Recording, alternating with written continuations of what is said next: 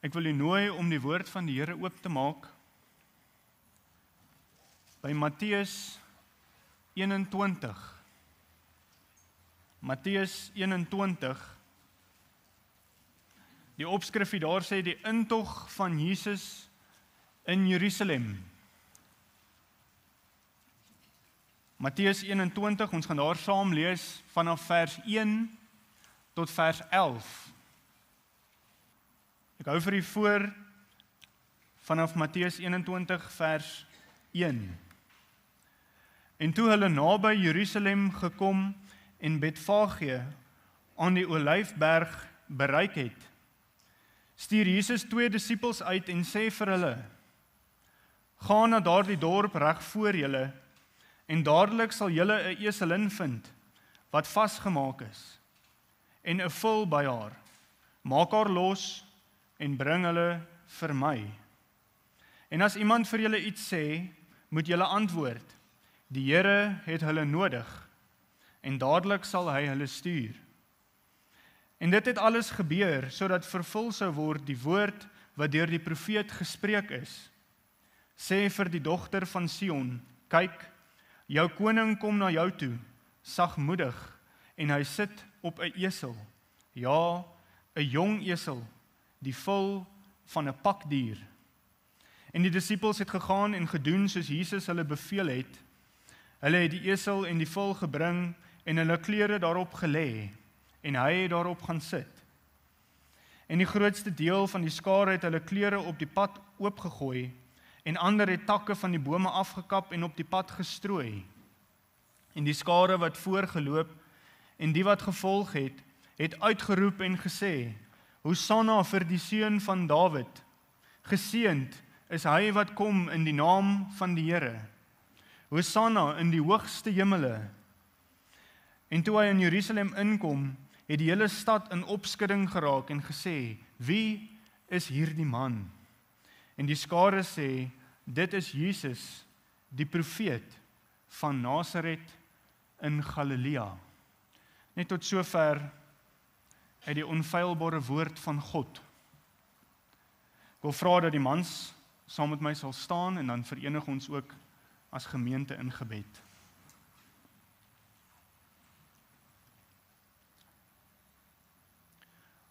Ons driemaal heilige God, Vader, Seun en Heilige Gees. Here, op hierdie dag waar daar oor die wêreld Palm Sondag gevier word. Here, wil ons as gemeente vir u sê baie dankie vir die voorreg, vir die geleentheid wat ons het om vanmôre na die huis van die Here te mag opkom. Here, om voor u te kan stil word in gebed, saam te kan staan, Here, en te kan weet dat u vir ons 'n weg gebaan het, sodat ons met vrymoedigheid die troon van God kan nader. Here, dat ons u kan vra om barmhartigheid en om hulp. Here, dit is wonderlik om te weet dat hier waar ons so by mekaar kom, hier waar ons die naam van die Here aanroep, dat u vir ons sê in die woord, dat daar waar 2 of 3 in die naam vergader, daar is u ook in ons midde. Here, as gemeente wil ons vir u vra, in u groot genade, Here, om vanoggend vanuit u woord in ons harte te kom spreek, Here, soos u met elkeen van ons wil spreek.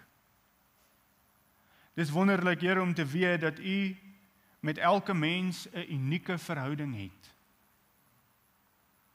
Dat wanneer ons gered word en ons die Heilige Gees ontvang en ons het pad met u begin wandel, die pad van heiligmaking, Here, dat u op verskillende tye in verskillende mense se lewens elkeen kan ontmoet vanuit die skrif. En dat ons 'n gedeelte kan saam lees en dieselfde boodskap kan hoor, Here, maar met elke persoon het u vanoggend uniek, individueel ook 'n afspraak. Dit is wonderlik, Here, dat ons u kan aanbid as 'n God wat lewe. 'n God met wie ons in verhouding kan staan. 'n God wat elke dag vanuit die skrif met ons praat, as ons net die tyd sal uitkoop om U daarin te ontmoet. Here, as gemeente wil ons dan vra dat U ook so vanoggend nie net in hierdie gemeente nie, maar reg oor die land, reg oor die wêreld, Here, daar waar die woord van die Here vanoggend oopgemaak word, daar waar die woord verkondig word, waar daar opgewondenheid is oor die Paastyd wat voorlê. Here, dat U die harte van mense sal seën vanoggend met U woord. Ons dink aan ons land, Here. Ons sien hoe die owerhede op elke area waar hulle mag kry, probeer om die naam van Jesus uit te smoor. Om die naam van Jesus te verwyder uit skole, uit staatsinstansies en in publieke omgewings. Maar Here, soos wat ons hier ook lees van die koning van Israel, en ons in hierdie tyd ingaan waar ons ook in die Paastyd gaan herdenk, Here, dit wat U kom doen het in hierdie wêreld, wil ons vra, Here, om U groot genade ook in ons land, vir ons volk. Here, dat U mense sal red. Daar waar daar Paaskonferensies gehou word, ook volgende naweek in ons eie kerk, konferensie wat hier op Eden gehou word, 'n konferensie wat in die Wes-Kaap gehou word, waar ons weet, Here, die woord verkondig gaan word, waar die woord in waarheid oopgebreek gaan word en die kruis van Jesus as 'n realiteit aan mense verkondig sal word. Here, wil ons vra in U groot genade, dat U ook deur daardie prediking die woord so sal gebruik, die prediker so sal gebruik, Here, dat mense gered sal word. Ons het U so nodig, ons is so diep afhanklik, Here, van 'n ingryping in ons land. En ons weet dat dit wat ons nodig het, nie deur 'n politieke party gebring kan word nie. Dit word gebring deur die werking van God die Heilige Gees in ons land. Here, sal U ook so wees met elke prediker wat vanoggend die woord bedien, reg oor die wêreld, dat die mense in die skrif sal ontmoet. Dankie, Here, dat ons dit kan vra. Dankie dat ons hierdie gemeente aan U kan opdra. Dankie dat ons vir Dr. Andrei aan U kan opdra, ook daar waar hy in Nederland besig is om te preek, waar hy vanoggend die woord gaan bedien, waar hy in hierdie week ook studente gaan onderrig. Here, waar die taal partykeer dinge so bietjie ingewikkeld kan maak, Here, ons wil vra dat U sy lippe ook sal salf. Dat die Afrikaans wat hy praat, vir die Nederlanders verstaanbaar sal wees. Here, dat U hom ook daar kragtadig sal gebruik, om die woord te bedien, en ook so om onderrig te gee. Ons wil vra, Here, dat U ook in hierdie tyd wat hy net geniet daar, dat U hom sal seën, dat U hom sal rus gee, en dat hy verkoop sal terugkom, ook wanneer hy weer hier in die gemeente gaan aangaan met die werk wat U hom hiervoor geroep het. Dankie dat ons elke lidmaat vanoggend aan U kan opdra. Die siekes wat vanoggend ook genoem is. Here, dat ons weet dat U die een is wat die liggaam kan aanraak, dat U die een is wat nog steeds siekte kan genees. Here, in U groot barmhartigheid en genade sal U hulle kom aanraak. Dankie dat ons dit kan vra, dankie dat ons U kan vertrou. Ons gee U al die lof en al die eer in Jesus naam alleen. Amen.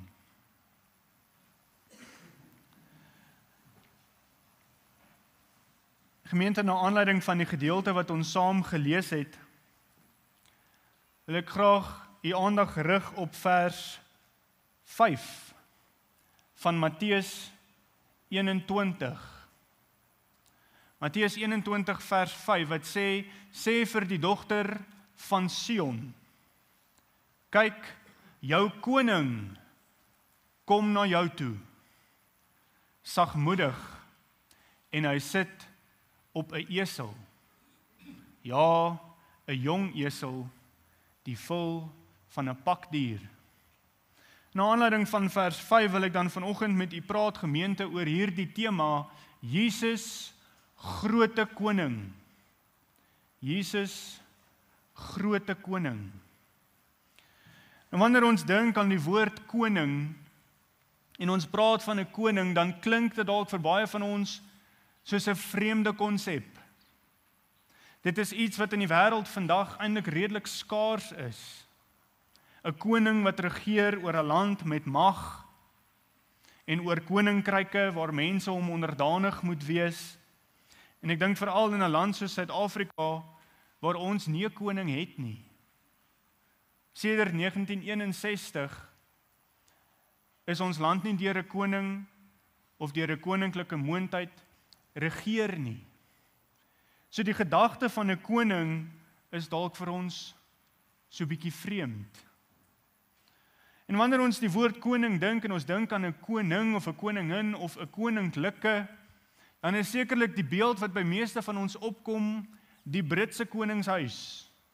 Die voorbeeld as ons dan nou moet dink daaraan op aarde vandag, sal dan wees die Britse koningshuis, en ek dink vir die grootste deel van die meeste van ons lewens sou dit gewees het koning Elisabeth II van Engeland.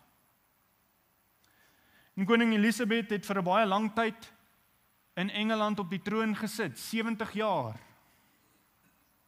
Amper 'n leeftyd wat sy regeer het in Brittanje. En die koningshuis van Brittanje was op 'n stadium so magtig dat die Britse ryk omtrent 1/3 van die wêreld regeer het. Groot dele van die wêreld wat onder die mag van die koning en die koningin van Engeland was, en so ook ons land op 'n stadium. Maar vandag as ons dink aan 'n koning en selfs die koning van Engeland, dan sien ons dat hierdie koningskap is eintlik seremonieel. Die koning beskik nie meer oor die mag wat die konings van ouds noodwendig gehad het nie. Maar tog, as ons dink aan die Britse koningshuis, dan is daar sekere titels, sekere take wat aan die koning gegee word, wat tog maar wys 'n mate van mag wat hierdie persoon het. En ek wil 'n paar net vir u noem, sodat ons net 'n idee kan kry van wie 'n koning is en wat 'n koning alles doen. Die Britse koning of koningin is die hoof van die staat en ook van die Statebond. 'n Hele klompie lande wat onder die heerskappy van Brittanje nog steeds die koning as hul staatshoof het. Hierdie persoon se gesig word op hulle geld gedruk. Hierdie persoon is die hoof van die staande magte. Daarom sal jy hoor in Brittanje wanneer hulle praat van hulle weermag, dan is dit die Royal Army, die Royal Air Force.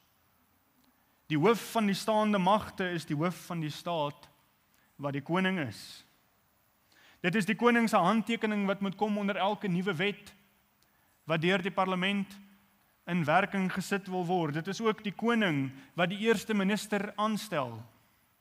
Dit is die koning wat die mag het om die parlement te ontbind. En wanneer daar 'n eerste minister gekies word deur middel van demokrasie, dan is die eerste minister se eerste taak om na Buckingham Palace te gaan, en daar moet die koning dan die eerste minister vra om in sy naam 'n regering te vorm. Maar hierdie koning se mag is nie net oor sy staat nie. Hierdie koning word genoem die hoof van die kerk. Die Church of England se hoof is die koning van Engeland. En daar is 'n titel wat by die koning van Engeland gevoeg word, die beskermer van die geloof, the protector of the faith. En so kan ons sien vanuit hierdie titels en hierdie take dat daar 'n redelike mag is onder 'n persoon wat homself koning noem of selfs koningin. Maar as dit dan nou die mag is wat 'n nietige mens kan hê, 'n mens wat tot stof sal terugkeer, wie se lewe maar 'n damp voor die son is, hoeveel te meer as ons dink aan die koning van die eeue, die koning van die konings, die koning van die hemel, die koning oor die skepping, die koning Jesus Christus, hoeveel te meer mag kom hom nie toe nie. Hoeveel te meer kan hy nie mag hê oor die aarde en die mense wat daarop woon nie. En hier lees ons in Matteus 21 dat hierdie koning, die koning bo die ganse skepping, kom Jerusalem binne, sy stad, waaroor hy eendag sal regeer. Kom hy Jerusalem binne, nie op 'n goue koets nie, maar op 'n eselvul. In nederigheid kom hy die stad binne. En ons sien dat met sy inkoms in hierdie stad, is daar 'n opgewondenheid. Daar is 'n opgewondenheid oor hierdie man wat in die stad inkom en daar word klere voor hom uitgegooi en palmtakke voor hom uitgegooi. En daar is hierdie vraag op die mense se lippe in die stad Jerusalem om te sê, wie is hierdie man?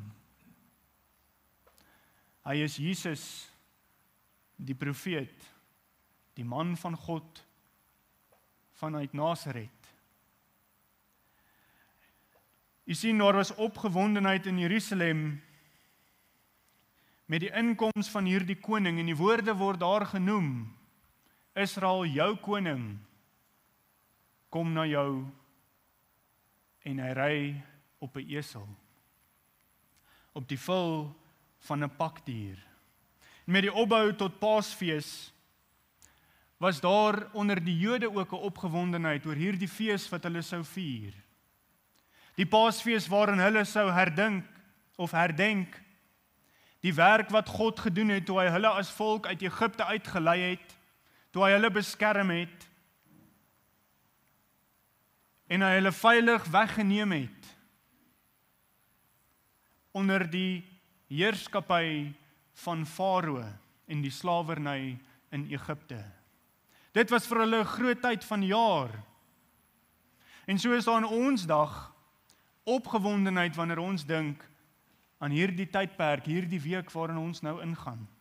Met Palm Sondag sien ons dat daar nou 'n week voor ons lê, 'n week waarin ons dan kan dink aan daardie laaste paar dae voor Jesus se kruisiging. Met alles wat daar in Jerusalem gebeur het, al die lering wat hy gegee het, die werk wat hy ook daar gedoen het toe hy in sy disippels inspraak gegee het. Maar die volk het hom nie erken nie. Die volk het 'n ander koning verwag. Hulle het 'n verwagting gehad van 'n koning wat in Israel sou inkom, 'n koning wat die koninkryk van Israel sal herstel, wat die Romeine sal verslaan en wat vir hulle as Jode weer 'n nasie sou gee. Maar hierdie Jesus wat inkom in Jerusalem in op die rug van 'n esel, toon 'n ander tipe koning. En daarom is dit belangrik dat ons die vraag moet vra, wanneer ons dan sing, Jesus, wonderbare koning. Wanneer ons sing, hy is koning, hy is Here, wat bedoel ons? Wat beteken die koningskap van Christus? Want ons kan tog sien dat die Here Jesus nie vandag iewers op die aarde soos die koning van Engeland op 'n troon sit, waar hy dan nou oor die aarde regeer nie. Of waar hy selfs oor Israel regeer nie. En Israel wag nog steeds. Sedert 1948, waar hulle weer hulle eie land bewoon het, waar hulle weer 'n staat geword het, en hulle is nog steeds onder die leiding van 'n eerste minister. Hulle wag vir hulle koning. Hierdie koning is die koning oor Israel. Maar hy is ook die koning oor die nasies. Hy is ook die koning oor die ganse skepping. En ons sal sien hoe dit in vervulling kom wanneer hy aan die einde van die groot verdrukking sal terugkeer. Hy is die koning wat gaan terugkom. En wanneer ons dink aan die heerskappy van die koning Jesus, dan moet ons in die eerste plek stil staan by Israel. Hy is eerstens koning oor Israel. Hierdie gedeelte wat ons saam gelees het, sê daar in vers 5, jou koning kom na jou toe. Hier word gepraat met die dogter van Sion, met Israel. Ons sien in Jesaja hoofstuk 9, daar die pragtige woorde wat sê, 'n kind is vir ons gebore, 'n seun is gegee. Hy word genoem wonderbaar, raadsman, sterke God, ewige Vader en vredevors. Maar die vers daarna praat van die heerskappy van hierdie seun wat gebore sal word. Jesaja 9 vers 6 praat van die vermeerdering van die heerskappy, van vrede sonder einde, op die troon van Dawid en oor sy koninkryk, Dawid se koninkryk, om dit te bevestig en dit te versterk deur reg en deur geregtigheid, van nou af tot in ewigheid. Die ywer van die Here van die leerskare sal dit doen. Hier word gepraat van 'n koning wat in Israel sal kom regeer. 'n Koning wat op die troon van Dawid sal sit. En ons sien dit in die belofte wat die Here aan Dawid gemaak het in 2 Samuel 7, daar in vers 12 en 13. Dan sê hy vir hom die volgende, hy sê, as jou dae vol is, en jy met jou vaders ontslaap het, met ander woorde, wanneer Dawid gesterf het, sy tyd op aarde is verby, daarna sal ek jou nakomeling, wat uit jou liggaam sal voortkom, laat optree en sy koningskap bevestig. Hy sal vir my naam 'n huis bou, en ek sal sy koninklike troon bevestig tot in ewigheid. Daar sal 'n koning optree, wat sal kom uit die geslag van Dawid. Hierdie koning sal regeer oor die land Israel, oor die koninkryk van Dawid. Hy sal sit op die troon van Dawid. Hierdie koning sal deur God self aangestel word. Psalm 2 vers 6 is die Here besig om met die nasies te praat, die nasies wat teen hom in opstand kom. Die nasies wat in hulle vermetelheid dit waag om op te staan teen die God van die hemel, en dan sê hy die volgende, hy sê, ek tog het vir my 'n koning gesalf oor Sion, my heilige berg. Die Here sal 'n koning salf in Israel. En as ons aan hierdie woorde dink en ons kyk na die gedeeltes wat praat van hierdie koning wat gaan kom uit die nageslag van Dawid, wat gaan sit in Jerusalem en regeer oor Israel, dan is dit nie verbasend dat die Jode opgewonde geraak het toe die Here Jesus begin werk. Toe hulle sien die magtige dade wat hy doen, en daar word gepraat van hierdie man van God, wat vir 3 jaar lank leer soos wat geen van hulle leraars nog ooit van tevore geleer het nie. Wat wonders doen deur die krag van God. Hierdie man wat genoem word die koning. Daar is opgewondenheid in Jerusalem, want hulle het verwag dat Jesus hierdie profesie nou gaan kom vervul. Dat Jesus die troon van Dawid gaan bestyg. Dat hy die Romeine gaan oorwin, want u sien Israel is nou al vir honderde jare onder die heerskappy van heidense konings. Sedert 586 voor Christus, toe Juda weggevoer is in ballingskap na Babel, is Jerusalem onder die beheer van heidense konings. Eers was dit Babel, daarna was dit Medo-Persië, daarna was dit Griekeland, en nou is hulle onder die heerskappy van Romeine. Vir honderde jare is Israel in afwagting van hierdie koning wat weer hulle koninkryk kan kom herstel, wat Israel weer kan opbou tot op daardie punt wat dit was onder die heerskappy van Dawid en Salomo, die magtige Israel. En die Jode wag vir hierdie koning, maar die koning wat kom, verkondig nou eers 'n ander koninkryk. Here Jesus het van die begin van sy bediening af gepraat van die koninkryk van God. Maar die koninkryk wat hy verkondig het en die koninkryk wat Israel wou gehad het en na gesmag het, was op hierdie stadium nie dieselfde koninkryk nie.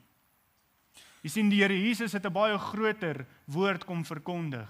Hy het 'n baie groter gehad as om op hierdie stadium net Israel te herstel tot 'n fisiese moondheid in die wêreld. Die Here Jesus wou Israel kom red. Sy plan was verlossing, en dit nie net vir Israel nie, maar ook vir die hele wêreld.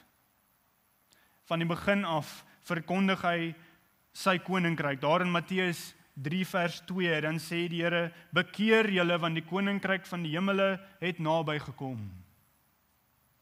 Hoofstuk 4 vers 23, dan het hy hulle in die sinagoges geleer, aangaande die evangelie van die koninkryk.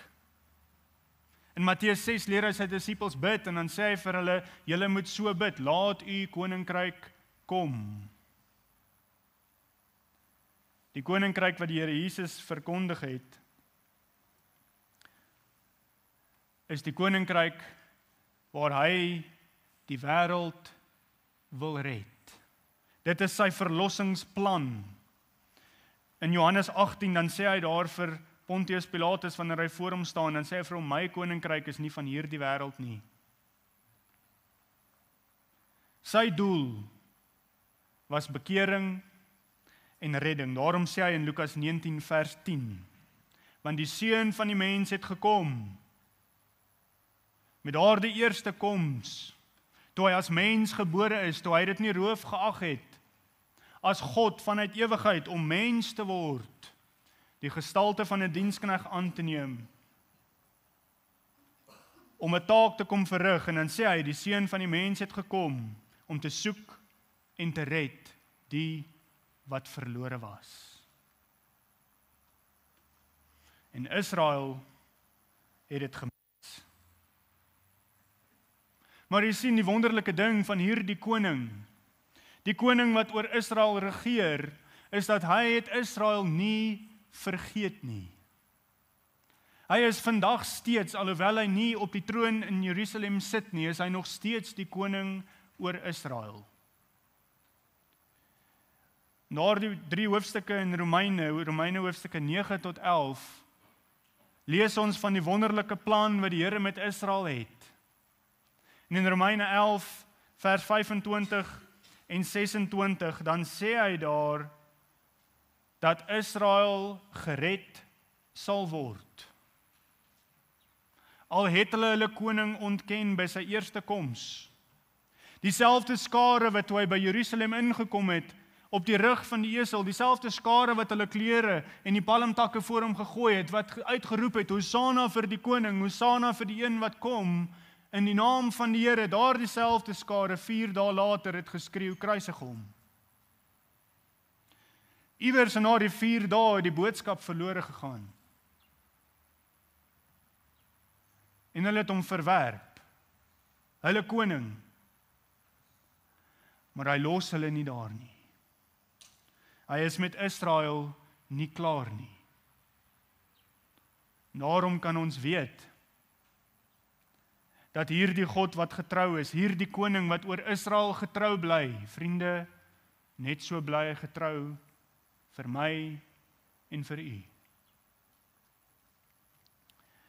Die koning oor Israel is nie net die koning oor Israel nie, maar hy is ook die koning oor die nasies. Regdeur die skrif sien ons sy heerskappy wat oor nasies uitgeoefen word. In Efesiërs hoofstuk 1 skryf Paulus daar in vers 20 en 21. Dan praat hy van die werk wat die Here doen, en sê hy wat hy gewerk het in Christus, toe hy hom uit die dode opgewek het, en hom laat sit het aan sy regterhand in die hemele, bo alle owerheid, en mag, en krag, en heerskappy, en elke naam wat genoem word. Nie alleen in hierdie wêreld nie, maar ook in die toekomstige. Baie duidelike aanduiding van die heerskappy van Christus aan die regterhand van God, wat hoër is as enige heerskappy in hierdie wêreld. As koning is hy koning bo al die nasies. Die nasies van die wêreld kom en gaan. Ons kan deur die geskiedenisboeke gaan kyk na hoe sekere nasies opgestaan het en weer geval het. In die Bybel sien ons die een na die ander. Eers was dit Babel. Toe op 'n later stadium was dit Griekeland. Op 'n later stadium was dit Rome. En so deur die geskiedenis van die meer moderne wêreld sien ons 'n soortgelyke ding. Ons sien hoe die Britse ryk gestyg en geval het. Ons sien hoe die Chinese op die oomblik 'n groot ryk word deur ekonomie, deur besigheid, deur finansies.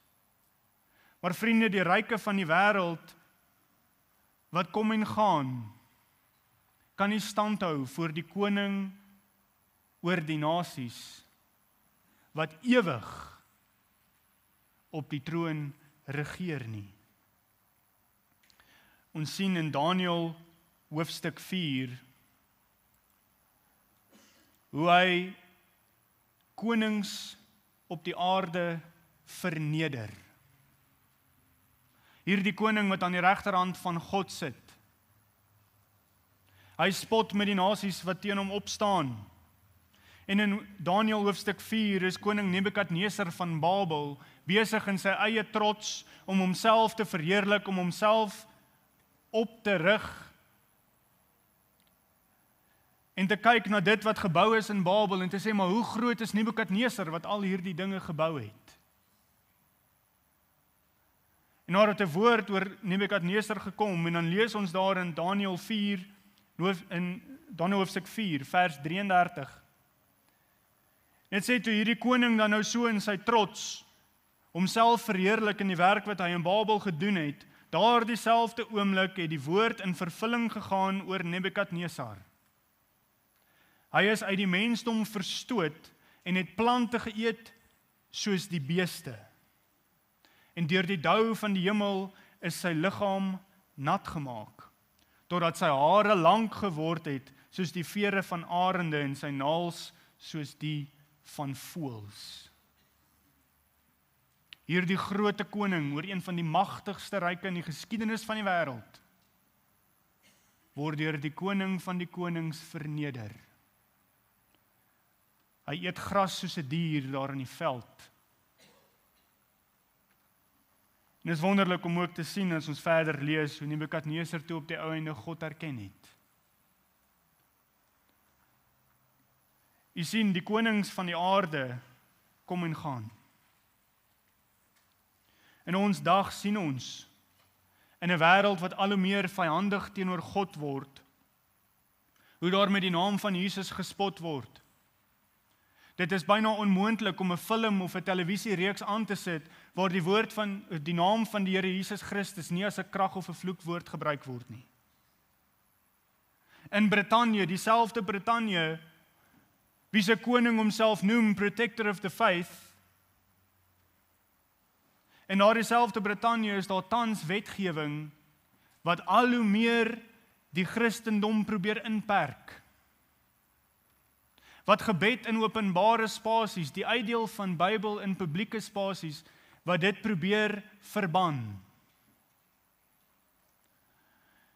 Nie te lank terug nie, is daar 'n wet deurgevoer wat nou in Skotland sogenaamde bufferzones, veilige zones om sekere areas plaas, en nadat daar in hierdie bufferzones mag daar geen Christelike praktyke wees nie. Hierdie bufferzones onder andere word geplaas rondom aborsieklinieke. Daar is 'n man, 'n oorlogveteraan, 'n Britse man wat sy land gedien het in Afghanistan. En hierdie man was buitekant 'n aborsiekliniek besig om stil te bid, let wel, nie hardop nie, nie op iemand afgeforceer nie, stil, saggies, privaat te bid, by 'n aborsiekliniek waar hulle besig is om sy ongebore seentjie te vermoor. En hierdie man is gearresteer, omdat hy dit gewaag het om tot die God van die hemel te bid in 'n veilige sone. Hy is 'n boete van 9000 pond opgelê en daar is nou 'n appelsaak aan die gang te kyk of hy van dit kan vrykom. U sien lande wat so sterk gewerk het. Brittanje wat van die meeste sendelinge seker in die wêreld al uitgestuur het. En daar die Britse ryk in die hoogte van sy ryk. Toe die werk van die Here verkondig is, evangelisasie gedoen is, daardie selfde land wat nou op 'n punt staan waar hulle die God van die hemel, die koning van die konings verloon. Ons sal onsself flous, vriende, as ons dink dit gaan makliker word. Die Here het gesê, in hierdie wêreld gaan dit vir ons nie maklik wees nie. Die wêreld gaan ons haat, want hulle het hom eerste gehaat. Dit is die realiteit. As ons kyk na die vyandigheid teenoor die Christendom, selfs so in ons eie land, dan gee dit egter vir ons gemoedsrus wanneer ons weet, die koning van die konings bly op sy troon. Die konings en die heersers van die nasies kom en gaan, maar die Here Jesus is standvastig. Sy woord bly onveranderd. Hy bly die hoogste gesag bo elke owerheid en mag. Ons hoop, ons vertroue kan nie op mense wees nie. Ons het gesien verlede jaar toe daar verkiesings gehou is in ons land en so ook in Amerika. En met die konservatiewe party, die Republikeinse party met Amerika toe hulle aan bewind kom, hoe daar oor die wêreld amper half in verligting gesig en gesê, dankie, daar is nou 'n Christen wat heerskappy in Amerika het. Sekerlik gaan dit nou beter word vir die Christene. Vriende, ons kan nie staat maak op die geknakte rietstok in Amerika nie. Op 'n mens wat eintlik geen heerskappy het behalwe dit wat God aan hom gegee het nie. Die woorde wat die Here Jesus aan Pilatus sê, daar in Johannes 19 waar hy voor Pilatus staan, dan vra Pilatus vir hom, besef jy nie dat ek mag het om jou te laat vrygaan of om jou te veroordeel nie? En dan sê die Here Jesus vir hom, u sou geen mag hê as u dit nie van bo af geskenk is nie. As ons dink aan die mag en die owerhede in die wêreld, die wat Jesus nou so verloon, daardie selfde Pilatus, toe Jesus voor hom gestaan het, het hy vir Jesus gesê, ek het die mag oor jou. Daardie selfde Pilatus, met sy menslike mag, gaan in eendag in die ewigheid, gaan daardie Pilatus voor die troon, voor die Here Jesus staan. En dan gaan die ware mag verkondig word. Die Here Jesus is koning oor die nasies. Maar jy sien, dit kring verder uit. Hy is nie net koning in Israel nie, hy is nie net koning oor die nasies nie, die Here Jesus is koning oor die ganse skepping. Ons sien in Kolossense hoofstuk 1, waar Paulus besig is om te skryf, daar in vers 15 en 16, dan praat hy van die Here, dan sê hy is die beeld van die onsienlike God, die eerstgeborene van die hele skepping, want in hom is alle dinge geskape wat in die hemele en op aarde is, wat sienlik en onsienlik is, trone, sowel as heerskapye en owerhede en magte, alle dinge is deur hom en tot hom geskape. Die eerstgeborene van die hele skepping word hy genoem. En dit is belangrik wanneer ons hierdie gedeelte lees, dat ons vir 'n oomblik sal stil staan by die term eerstgeborene. Want jy sien, daar is baie wat verkondig in hulle dwaal, dat Jesus geskape is. Dat hy die eerstgeborene van die skepping is, in die sin van dat hy die eerste is wat geskape is, en daarna die res van die skepping wat daarop gevolg het.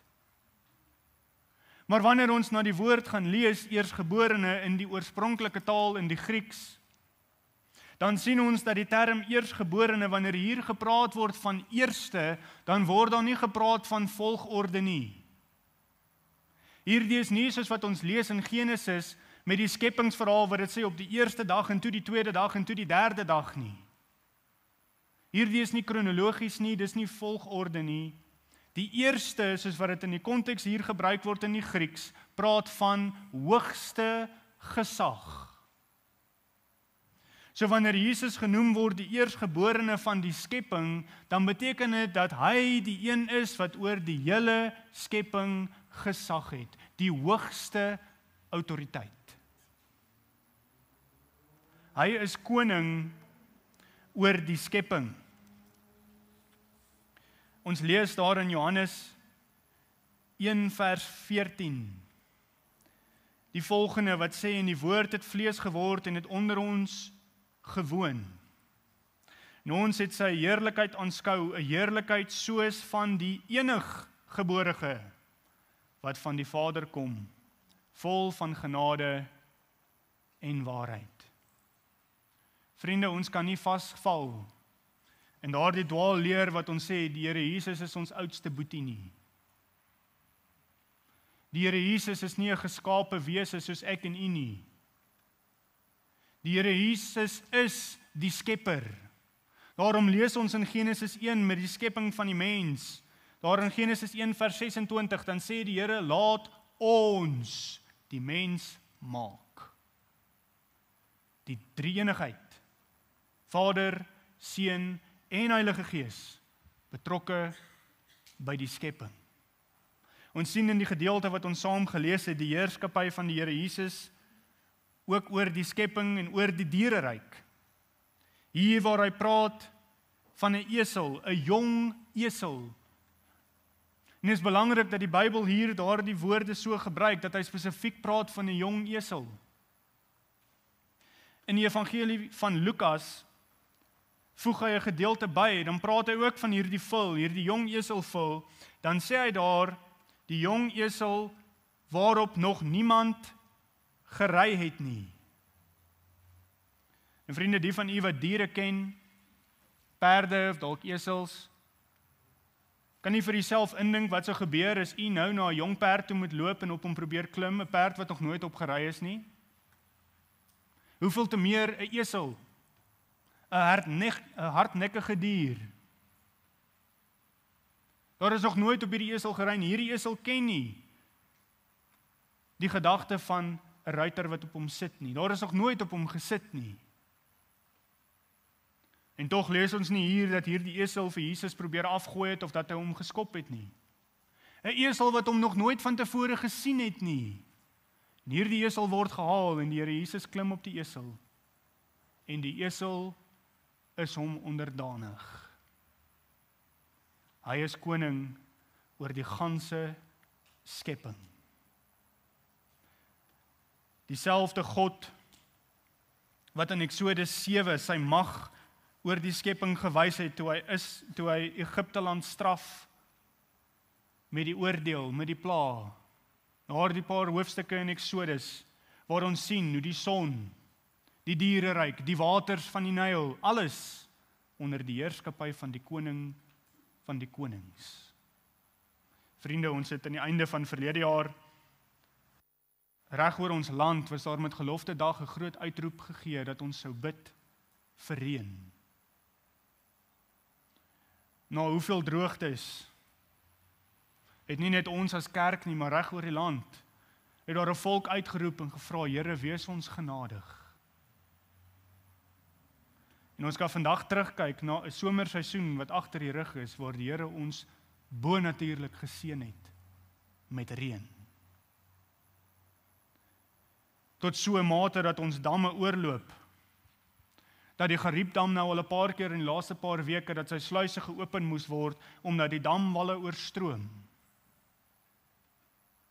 Die God van die skepping is nog steeds vandag besig om oor die skepping te heers.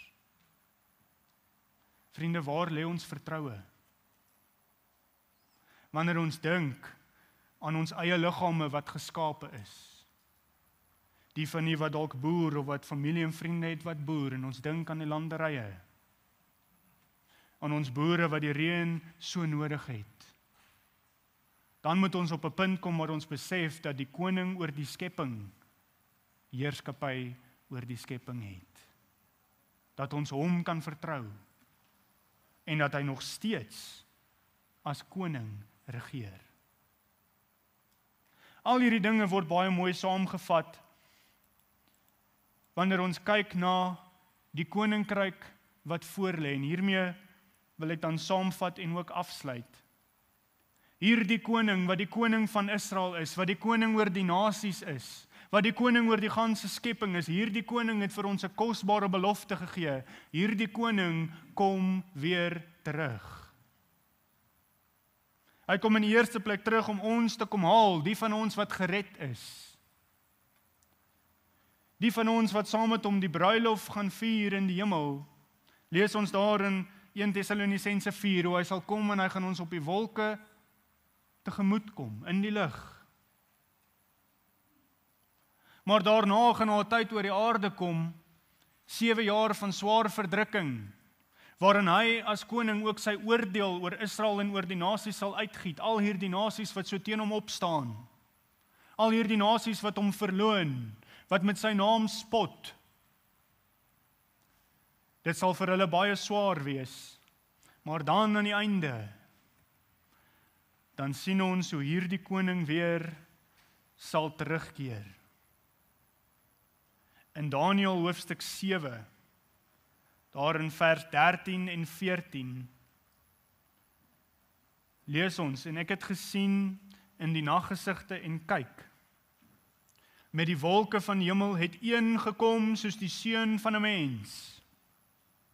En hy het gekom tot by die oue van dae, en hulle het hom nader gebring voor hom, en aan hom is gegee heerskappy en eer en koningskap. En al die volke en nasies en tale het hom vereer. Sy heerskappy is 'n ewige heerskappy wat nie sal vergaan nie, en sy koninkryk een wat nie vernietig sal word nie. U sien, die Here Jesus gaan terugkeer. En as ons dink aan sy koningskap oor Israel en sy koningskap oor die nasies en sy koningskap oor die wye skepping, dan sien ons hoe al drie hierdie elemente totaal en al vervul sal word. Tot vervulling sal kom met die heerskappy van die Here Jesus in die 1000 jaar vrederyk. Want u sien, hy sal terugkeer op 'n wit perd. Lees ons in Openbaring 19 daarvan vers 11 af. Dan gaan hy terugkeer nie op 'n donkie nie. Nie as 'n dienskneg nie. Hy gaan terugkeer as die oorwinnaar. Op 'n wit perd sal hy kom. En die vorste van die hemele saam met hom, met ander woorde die gereddes. En hy sal sy koninkryk kom vestig op aarde, en hy sal op aarde regeer vir 1000 jaar lank. U sien hierdie toekomstige vrederyk, die koning wat sal kom, gaan sy heerskappy oor Israel kom vasmaak met die 1000 jaar vrederyk. Daardie heerskappy wat die Jode na verlang het 2000 jaar terug voor die kruisiging. Van die koning wat sal kom, wat in Israel sal regeer, wat op die troon van Dawid gaan sit, en nie net in Israel nie, maar ook oor die nasies, oor die wêreld sal regeer, met Israel as hoof. Dit sal gebeur met die 1000 jaar vrederyk. Die nasies sal teen die lam oorlog voer, lees ons daar in Openbaring 17. Hulle sal opstaan teen hom, hulle gaan probeer om hom te weerstaan wanneer hy terugkom. Openbaring 17 vers 14. Hulle sal teen die lam oorlog voer en die lam sal hulle oorwin, want hy is die Here van die Here en die koning van die konings. Jy sien, in hierdie tyd wanneer hy op aarde regeer in Jerusalem, gaan hy nie net die koning van Israel wees nie, hy gaan die koning van die nasies wees. En ons lees in Sagaria hoofstuk 14, dat die nasies sal opkom om hom te aanbid. Die nasies gaan optrek na Jerusalem om die koning van die konings wat in Jerusalem sit, ere te bring. Sagaria 14 vers 16, dit sê en almal wat oorbly, uit al die nasies wat teen Jerusalem aangekom het, sal jaar na jaar optrek om te aanbid voor die koning, die Here van die leerskare, en om die hittefees te vier. En wie uit die geslagte van die aarde nie na Jerusalem optrek om voor die koning, die Here van die leerskare te aanbid nie, hulle sal geen reën kry nie. Die nasies sal God aanbid. En die wat dit nie doen nie, gaan die mag van die koning oor sy skepping sien wanneer hy oor hulle nie reën stuur nie. Die Here gaan oor sy skepping ook weer sy koningskap kom bevestig op aarde. Ons sien in Jesaja hoofstuk 11 van hierdie wonderlike koninkryk wat kom. Van die leeu wat gras eet soos die os. Van die kind wat speel by die gat van 'n giftige slang en niks oorkom nie. Dis 'n wonderlike skepping waar daar nie moord is nie. Die natuur sal in heerlikheid herstel word tot in die vrede wat dit gehad het voor die sondeval van die mens. Want die koning van die skepping sal sy skepping herstel. Vriende, as ons dink aan die koning van die eeue wat ons wil loof en prys en ons noem die Here die koning, dan moet ons besef dat net soos wat hy Israel nie vergeet het nie, so vergeet hy ons ook nie. Net soos wat hy nog besig is om met hulle te werk, so is hy ook besig nog om met my en met u te werk, terwyl ons tyd het. Mag ons hom soek. Wanneer ons dink aan die koning van die nasies, dat ons nie ons steun op mense sal plaas nie, maar dat ons sal weet, die koning van die eeue, die Here, hy regeer. Mag ons hom soek en hom vertrou. En wanneer ons hom vra om gesondheid, om genesing, dat ons sal besef, hy is die koning ook oor die skepping. Mag ons hom daarvoor eer. En vriende, as u nog nie hierdie koning aanvaar het, sy seggenskap, sy heerskappy in u lewe nie, dan wil ek u nooi om dit te doen voor dit te laat is. Amen. Here Jesus, koning van die konings, baie dankie Here dat ons weet ons kan op u en op u alleen vertrou. Here, dat ons weet dat u die onveranderlike is, wat sit aan die regterhand van God. Here, dat u troon nie verlaat nie, en dat u slegs die troon sal verlaat wanneer u ons kom haal. Voordat u dan op die ou ende ook u koninkryk hier op aarde gaan kom vestig. Here, reg deur die eeue, deur die tye, soos wat die nasies kom en gaan, Here, u, Here Jesus, bly die koning. Sal u ook in ons eie lewens baie duidelik en baie hard met ons kom praat. Here, daar waar u in sekere areas van ons lewens dalk nie regeer nie. Daar waar ons nog wil vashou, daar waar ons nog selfbeheer wil uitoefen. Daar waar ons dalk op ander mense staat maak, Here, sal u kom en ook die heerskappy kom vestig in ons eie lewens en ons eie harte. Ons is so afhanklik van u, Here. Dankie dat ons hierdie dinge kan lees vanuit die woord. Dankie dat u met ons kan praat vanuit die woord. Here, mag ons ook gehoorsaam wees. Dankie dat ons dit kan vra in Jesus naam. Amen.